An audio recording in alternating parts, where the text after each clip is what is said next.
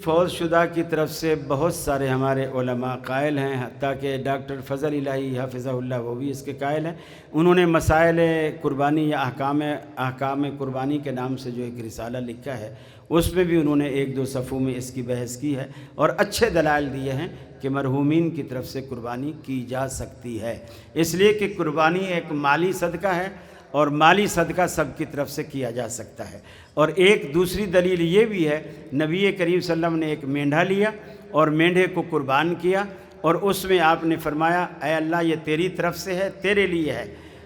अल्लाहुम्मा मिनका वालका अम मुहम्मदिन व मिन उम्मत मुहम्मदिन व मिन आल मुहम्मदिन, और रसूलुल्लाह सल्लम की आल की तरफ से, उम्मत की तरफ से, रसूलुल्लाह सल्लम की तरफ से, और आपकी उम्मत में सिर्फ ज़िंदा ही शामिल नहीं, जो फ़ौत हो चुके हैं वो भी आपकी उम्मत में शामिल हैं, लिहाजा कुर्बानी की जा सकती है। वल्लाहु आलम बिस्सवाब।